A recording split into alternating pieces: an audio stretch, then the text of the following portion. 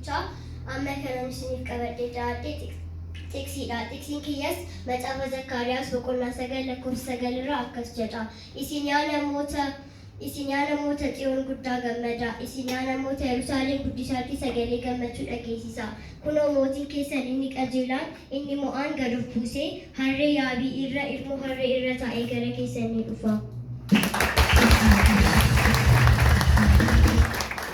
Nagaa Waaqayyo isiniif haa ta'u jechaa baga ayyaana dhalachuu Yesuus Kiristoos isin ga'e jechaa ani har'a kan isinii qabadhee dhufee tiksii Macaafa Isaayyaas raajichaa boqonnaa 60 lakkoofsa 1 hanga 3 innis akkas jedhe.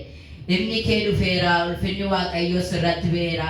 Kanaafis ka'ees kunoo dukkanni lafatti nuuf isaa dukkanni lixxiinis saba lafarraa hin dhoksa. Saba lafarraa hin dhoksa. Ifni kee dhufeera. Siif garuu ifni Waaqayyoo hin ba'a. Ulfinni isaa sirratti hin argama. Sabni lafaa gara ifa kee, mootiinis gara biiftuu isa siif ba'u hin dhufa. Nagaan isiniif haa ta'u jecha baga ayyaana dhaloota Yesuus Kiristoos ittiin siin ga'e. Amma qabee kan hin dhufe tiksiidha.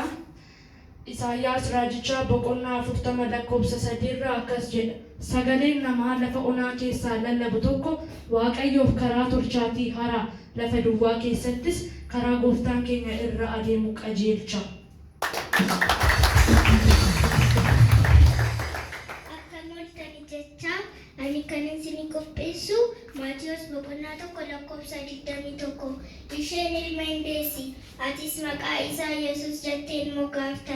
Inni ofii isaatti saba isaa cubbuu isaaniitiin isaan fayyisa jedhe.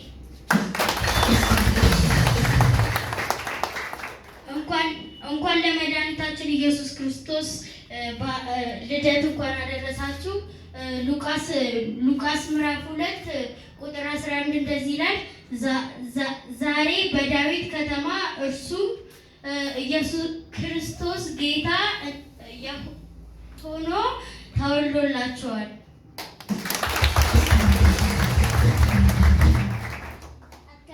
Saba Waaqayyo jecha kan isinii qabadhee dhiyaadhe tiksiidha. Tiksiin kos akkas jedha.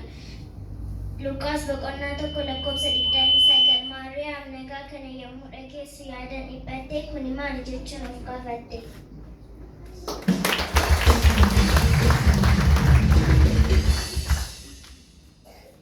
Akka mul'atan saba Waaqayyo jecha kan isiniif qabadhee jiru tiksiidha.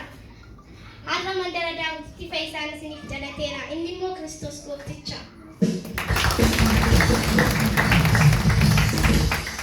Akka mul'atan saba Waaqayyoo jecha har'a kan isiniif qabadhe tiksiidha. Innis wangeela Luqaas boqonnaa 1 lakkoofsa 41 irraa akka jedha. Yeroo Elzaabeet nagaa Maariyaam dhageessetti mucichi gammachuudhaan garaa ishee keessaa ni burraaqe. Elzaabeet yommus hafuura qulqulluudhaan guutamte.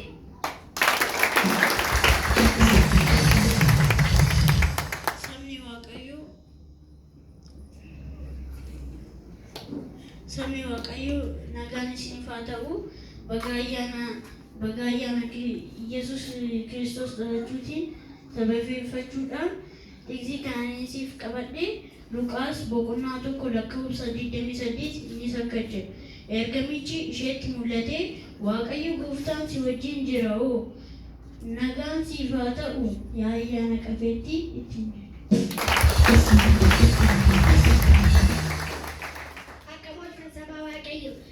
Amma kan isinii dhiyeessu tiksiidha. Tiksichi akkas jedha. Luqaas boqonnaa 1 lakkoofsa 30 yommuu ergamichi isheedhaan yaa Maariyaam Waaqayyo biraa ayyaana argatteetta hin sodaati. Nagaa Waaqayyo isiniif haa ta'u. Baga dhalachuu Yesuus isin ga'e jecha Maatiyos boqonnaa 1 lakkoofsa 23 akkas jedha. Innoo kunoo durbiin in ulfoofti ilmas ni deessi. Maqaan isaa Amaanu'el jedhanii ni moggaasu jedha. Amaanu'el jechuun Waaqayyo nu wajjin jira jechuudha.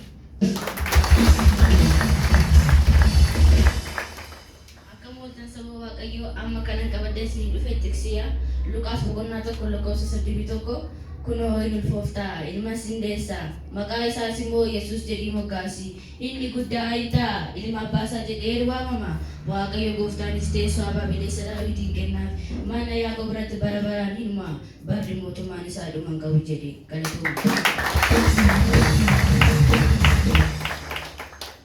እንደምን ዋላችሁ የእግዚአብሔር ቤተሰቦች። አሁን ማቀርብላችሁ የመጽሐፍ ቅዱስ ጥቅስ ነው።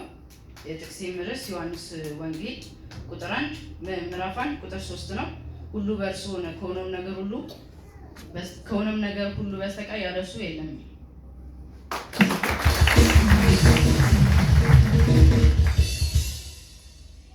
እንኳን ለመድኃኒታችን ለኢየሱስ ክርስቶስ የልደት በዓል በሰላም አደረሳችሁ። ዛሬ ይዤላችሁ የመጣሁት ጥቅስ ነው። የጥቅሴ ርዕስ ዮሐንስ ወንጌል ምዕራፍ 1 ከቁጥር 4 ነው። ሕይወት በእርሱ ነበረች፣ ሕይወትም የሰው ብርሃን ነበረች።